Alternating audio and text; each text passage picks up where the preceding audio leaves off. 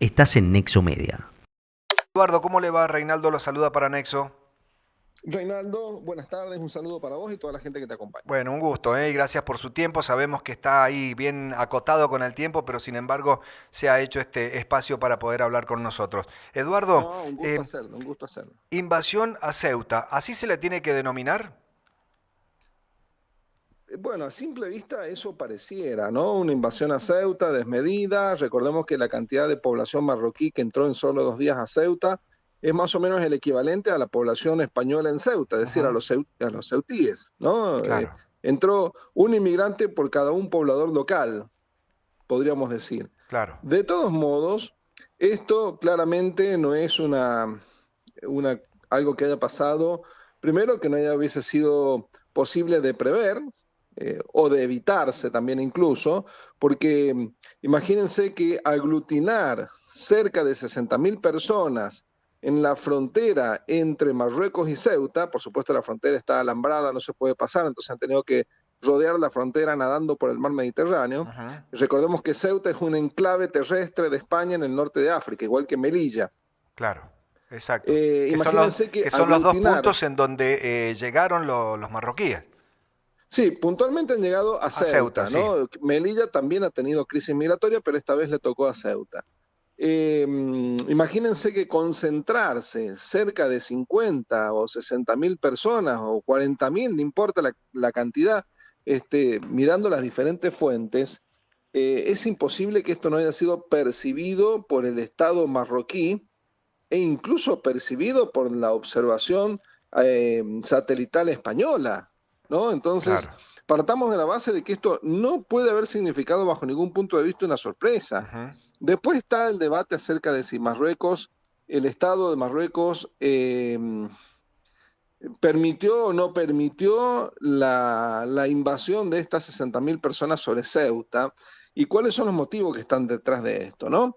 Si bien la mayoría de los pobladores que llegaron a Ceuta ya han sido devueltos a Marruecos, se calcula que la mitad de ellos, entre 25 y 30.000, han sido devueltos a Marruecos o han pedido volver voluntariamente a Marruecos, ¿no? Claro. Eh, Acá detrás de esto se esconden motivos que pueden ser políticos y económicos. Cada vez que Marruecos ha desatado una crisis demográfica en Ceuta, en Melilla, después ha pedido dinero a España y a la Unión Europea para poder llevar adelante políticas de contención inmigratoria y supuestamente esto, combatir a las mafias que se dedican al tráfico de personas, Claro. que son las que organizan estos pasos, ¿no? Hacia España, hacia Ceuta, hacia Melilla, hacia Canarias, pero puntualmente Ceuta y Melilla, que son colindantes con Marruecos. Eh, Además, también hay en el fondo una cuestión política. La última gran crisis ceutí, similar a esta, pero con menor cantidad de inmigrantes, se dio en mayo del 2021, cuando un dirigente político opositor del rey de Marruecos y opositor al gobierno central de Marruecos, porque Marruecos hasta la década del 70 estuvo dentro de una guerra civil, que es la guerra entre Marruecos y el Frente Polisario. El Frente Polisario era un partido político y un eje militar que responde a una minoría étnica, que es el pueblo saharaui, dentro de Marruecos, ¿no? Bien. Entonces, en el año 2021, en mayo de 2021, un dirigente saharaui de esta minoría que vive en Marruecos, pero que se opone a integrarse al gobierno marroquí, que se llamaba Brahim Ghali, pidió asilo en España y se fue a vivir a España. Entonces, aparentemente Marruecos, disgustado con esta posición que tomó España frente a este líder opositor, desató una invasión similar a esta, pero con menos cantidad de inmigrantes. Claro. Ahora da la casualidad de que hay un acercamiento entre el gobierno de España y Argelia. España necesita de Argelia porque Argelia se ha convertido en un proveedor de gas natural para Europa, porque bueno, la guerra entre Rusia y Ucrania alejó el gas natural ruso, ¿no? Entonces hay que buscar proveedores secundarios y Argelia se ha convertido en uno de los principales proveedores de gas natural para Europa. El acercamiento entre España y Argelia podría haber sido castigado, el acercamiento de España con Argelia podría haber sido castigado por el gobierno de Marruecos, por el Mahfen, que sería la voz árabe para hablar del poder central, del gobierno central de Marruecos, Ajá. podría haber sido castigado con esta nueva invasión, ¿no? Bien. Por supuesto que Marruecos lo niega y dice que esto es resultado de las mafias del tráfico de personas, pero si observamos algunas conductas posteriores a la invasión, como que por ejemplo en Marruecos han sido muy maltratados y golpeados a los marroquíes que pedían volver al país, Claro. es decir, a los marroquíes que estaban en Ceuta y que pidieron volver al país han sido muy maltratados por el gobierno de Marruecos. Esto lleva a pensar que evidentemente el gobierno de Marruecos no puede decir que desconoce o que desconocía que este fenómeno de migración irregular, de migración ilegal, no se iba a llevar a cabo, ¿no es cierto? Claro, o sea que esto evidentemente, Eduardo, fue agitado de alguna manera para que de esta manera masiva pudiesen llegar hasta Ceuta.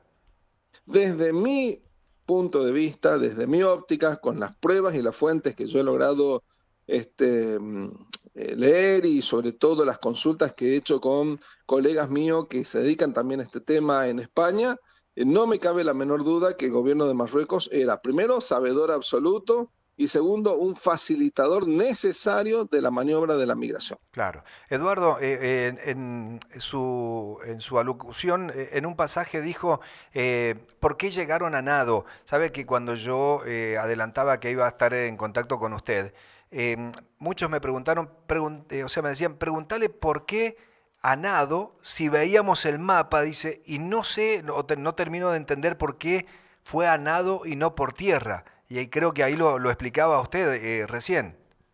Sí, claro, porque la frontera entre Ceuta y Marruecos, insisto, Ceuta es un enclave, es decir, una porción pequeña de territorio de España dentro de Marruecos, ¿no? O sea, Ujú. Ceuta está completamente rodeada por territorio de Marruecos, lo mismo que Melilla, y nada más al norte tiene una costa que da al mar Mediterráneo y que la comunica con España por mar, ¿sí? Claro, Ahora, todo lo que rodea Ceuta está alambrado, está con muros, está con custodia de fuerzas militares, ¿no? Entonces, el único lugar por el cual esta migración puede ser posible es que las personas se lancen al mar, naden aproximadamente o se dejen arrastrar por la corriente, pero naden en una primera instancia aproximadamente 2 kilómetros, quizás tres, ujú, y el mar mismo los deposita, se lanzan en aguas de Marruecos con botes livianos, ligeros, con salvavidas, con gomones, con lo que ustedes quieran, claro, buscan la dirección de Ceuta y el mar hace lo que resta, claro. digamos, ¿no? Te termina impulsando hasta el lugar. Entonces, como la invasión no la pueden llevar adelante por tierra, porque insisto, con que hay vallas, vigilancia y un gigantesco muro de alambrados, entonces la gente lo que hace es invadir Ceuta o Melilla, pero en este caso le tocó a Ceuta, por mar. Claro. Por mar. No, no es una isla Ceuta, es un enclave, un territorio que se encuentra en la costa norte de África, rodeado completamente por Marruecos, exceptuando la parte portuaria marítima. Eduardo, ¿qué puede llegar a pasar, digo, después de lo que hemos visto a través de, de los videos, de la información y todo lo demás? ¿Qué puede llegar a pasar en estos días? Y acá mucho tiene que ver qué actitud toma el gobierno de España. A mí me preocupa el gobierno de España, puntualmente su presidente Pedro Sánchez, que en plena crisis del incendio forestal en el centro de España, que coincide con la crisis de la inmigración ilegal de marroquíes a Ceuta, él estuviera preocupado por compartir en sus redes sociales cuál es la playlist que él está escuchando en este momento, Claro, ¿no? Y salió en sus redes sociales, ¿no? Compartiendo su playlist, cuál es el tema que más le gusta, los tres primeros que más le gustan. La verdad que preocupa esto que hace Pedro Sánchez porque uno no sabe si lo hace para desviar la atención o si lo hace porque es un incompetente y tiene una torpeza notable sobre sí mismo, digamos, ujú, ¿no? Este, mm, entonces, ¿qué puede llegar a pasar? Y el gobierno español, no sé si Pedro Sánchez lo hará o tendrá que ser un nuevo gobierno que tenga España más adelante, tiene que cambiar evidentemente su vínculo con Marruecos, porque Marruecos utiliza estas crisis migratorias para después exigir compensaciones económicas para contener a la población marroquí, Claro. ¿no? Para contener a su propia población. Entonces exigen plata de la Unión Europea, programas sociales de la Unión Europea, concesiones comerciales para exportar productos a Europa.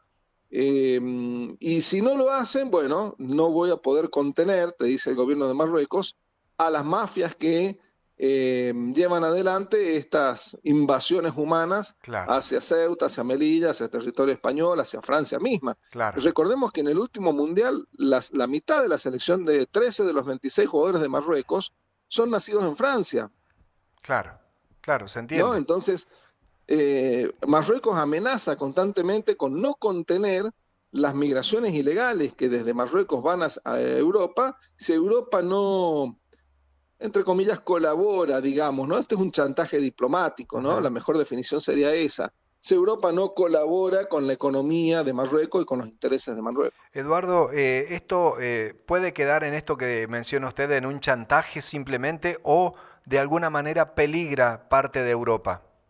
No, no, claramente las migraciones son una constante. Ahora estamos pendientes de esta migración, pero nos olvidamos que en el 2023 hubo una migración gigantesca desde los puertos ilegales de Túnez hacia la isla italiana de Lampedusa, próxima a Sicilia, en el estrecho de Sicilia, en el Mediterráneo, en donde por miles también, menos cantidad, se calcula que un tercio de lo que pasó ahora, entre 20 y 25 mil migrantes africanos, no tunecinos, pero que usaron puertos ilegales de Túnez, llegaron masivamente a la isla de Lampedusa por 3 días. Ujú. Eh, entonces estos procesos migratorios los vamos a tener y cada vez van a ser probablemente más grandes, ¿no? ¿El tema cuál es?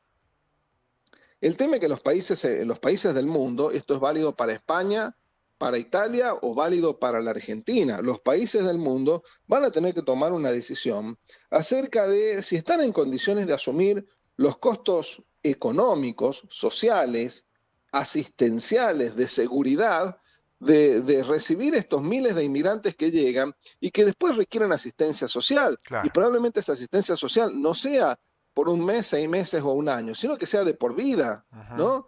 Eh, es decir, darles planes, como acá en Argentina, los planes que se han otorgado en las últimas 2 décadas, 3 décadas, darles planes, 2 décadas de la crisis del 2001, darles planes para poder contenerlos y que de alguna forma no se conviertan en un riesgo claro. económico, político, social para el resto del país. Y esto es lo que se está viendo con los inmigrantes que tenemos en Italia, en España, en Francia, en Gran Bretaña, donde fíjense ustedes que este, cualquier manifestación termina en actos de violencia, como las que se pudieron ver en el último mundial, cada vez que Marruecos ganaba un partido, donde los marroquíes salían a festejar en las calles de Holanda, o en las calles de París, o en las calles de de alguna ciudad inglesa, y todo terminaba en un verdadero escándalo con represión policial, etcétera, ¿no? Claro. Entonces, en mi opinión, va a tener que conformarse algún tipo de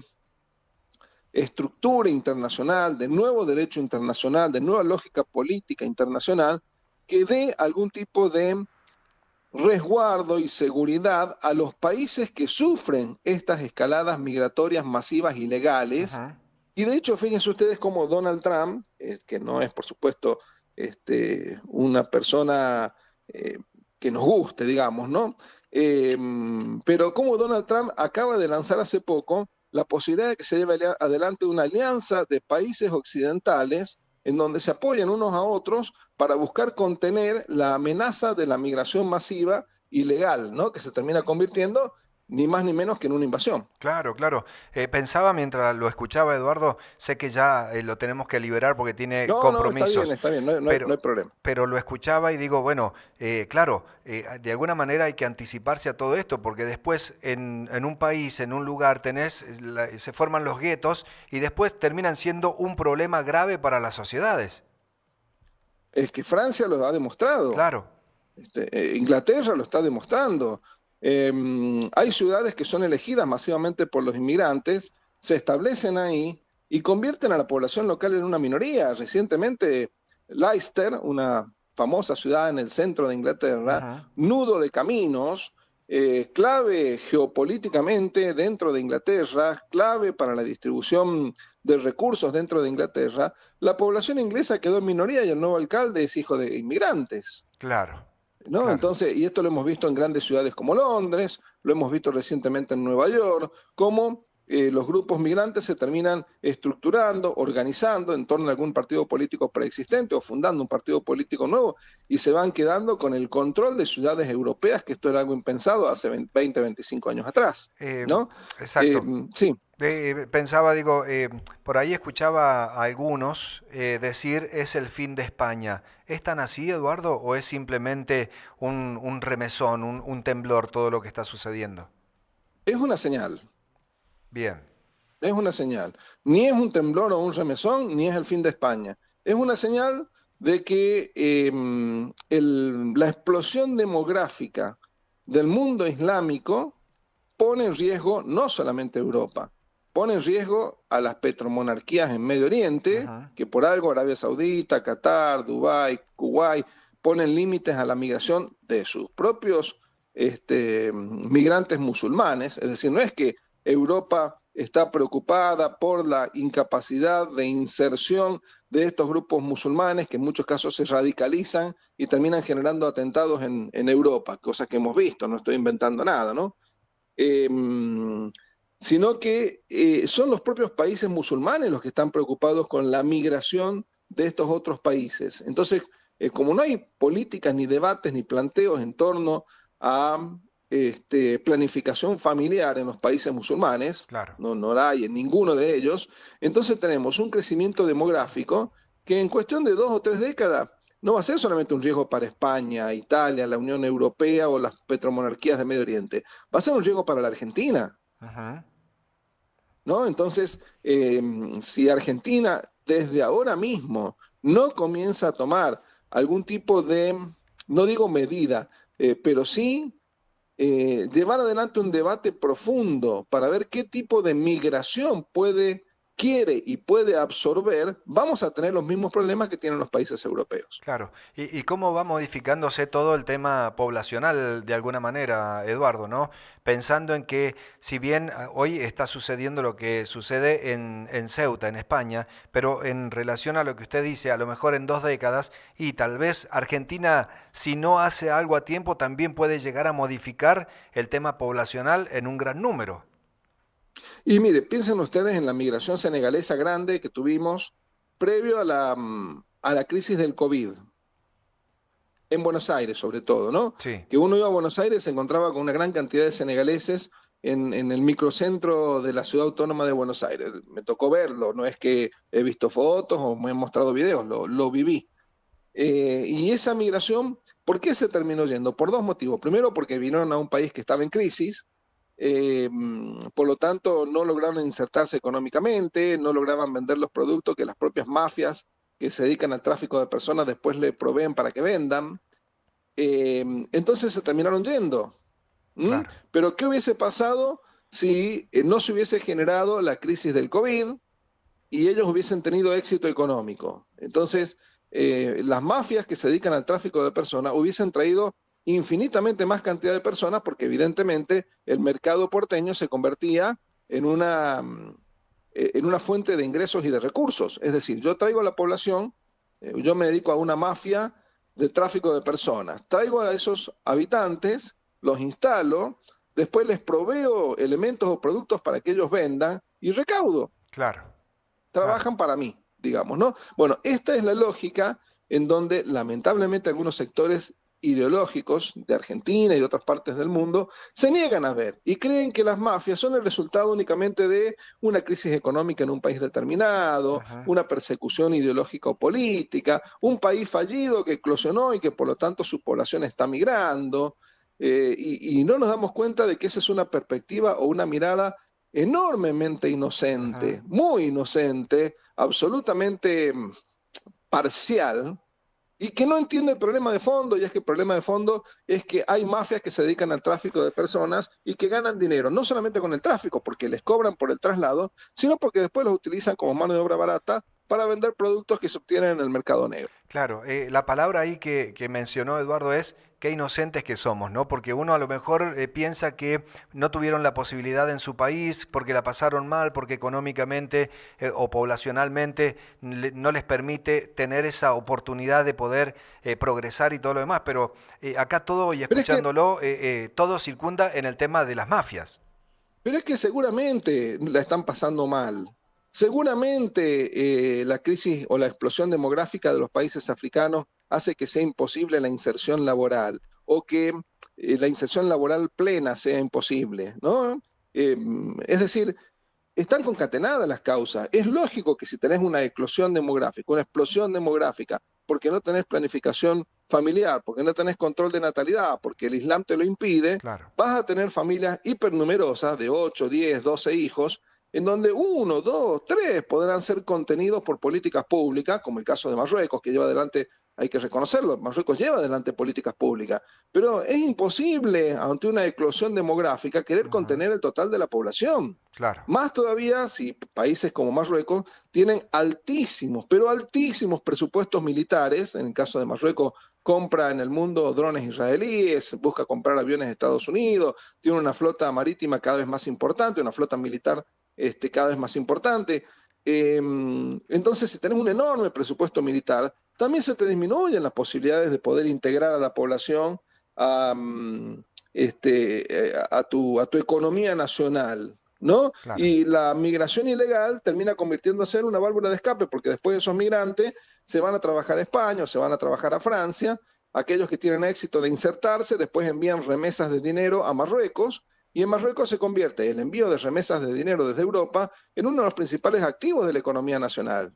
Claro. Entonces, claramente las causas están concatenadas. Ahora, no se puede caer en la inocencia de creer que tenemos que ser quienes ayudamos con nuestras políticas públicas, y en este caso incluye a la Argentina, Ujú, eh, en esto de convertirnos en la contención social de lo que nuestros vecinos no pueden hacer. claro, claro. Porque esto termina siendo, insisto con lo que dije al principio, una lectura absolutamente inocente, una lectura completamente inocente. Entonces tu país vecino no se preocupa por brindar, en el caso de Bolivia es el más evidente, por llevar adelante políticas públicas de contención social, de contención en cuanto a salud, y termina generando lo que hemos visto, por ejemplo, recientemente, la detención de un colectivo con mujeres embarazadas procedentes de Bolivia que vienen a tener familia en la Claro, Argentina tratando de aprovechar el sistema de salud público nuestro, ¿no? claro. Y ante las crisis de los países, las crisis económicas de los países, eh, cada vez va a ser mucho más cuestionable que uno pueda asumir los costos sociales de un país vecino. Claro.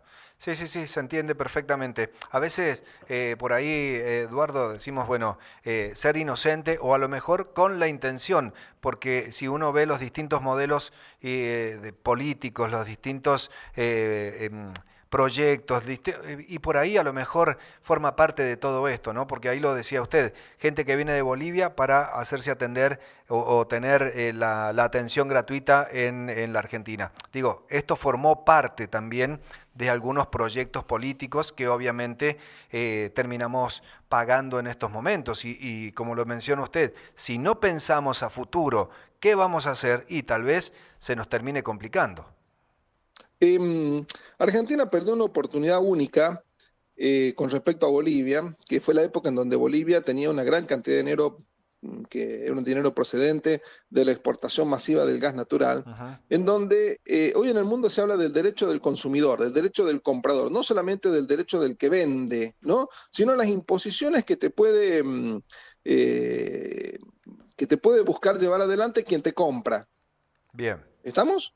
Entonces, cuando Argentina se convirtió en un consumidor masivo, solo superado por Brasil, del gas natural boliviano, eh, Argentina tendría que haberle exigido a Bolivia que con un porcentual, se podría haber establecido un porcentual, 4 o 5%, lo que sea, lo que el gobierno argentino hubiese buscado negociar diplomáticamente en ese momento, y haberle exigido al gobierno de Bolivia que con ese porcentual sea volcado a políticas de salud claro. o de educación Ujú, o de seguridad. Es decir, el mundo va camino hacia otro tipo de relación. Acá en Argentina todavía no estamos preparados para eso y esto último que yo estoy diciendo puede sonar ofensivo o como que Argentina se está entrometiendo en la política interna de Bolivia, pero no es así. No Claro, es así. Ya hay contratos en el mundo en donde, y esto no es un planteo mío nuevo, esto es un planteo mío que lo he comentado en medios y en programas como el de ustedes desde hace muchísimos años. Argentina tendría que haberle exigido a Bolivia que un porcentual del dinero que Argentina le pagaba a Bolivia por la compra de gas natural y que Bolivia no se lo hubiese podido vender a muchos países más que no fuesen Argentina y Brasil, eh, ese dinero hubiese sido volcado al sistema de salud boliviano y que incluso hubiese sido monitoreado no por el vuelco de ese dinero, no por la Argentina, por algún organismo internacional de las Naciones Unidas, ¿m? De que efectivamente ese monto de dinero argentino iba hacia el sistema de salud. Y de esa forma descomprimís también tu sistema de salud, porque si no terminó pasando como lo que ha hecho Salta ahora, claro. de querer cobrarle a los bolivianos cualquier atención médica en hospitales públicos salteños. Claro, claro, se entiende perfectamente. Eduardo, la verdad que es un gustazo siempre hablar con usted, y porque obviamente los conceptos son tan claros y uno se queda ahí enganchado con toda esta conversación. Pero no le quiero quitar más tiempo. Sabíamos que tenía algún compromiso también a partir de la hora 19:30 y ya nos hemos pasado. Así que le agradezco enormemente, Eduardo, este contacto. No, no, por favor, el agradecido soy yo. Un saludo a todos y a disposición. Bueno, en algún momento lo vamos a invitar para que hablemos y debatamos acá sobre distintos temas en el estudio. ¿Le parece? Claro que sí, por supuesto, va a ser un gusto. Gracias, Eduardo. Un abrazo. Un saludo a Que todos. ande bien.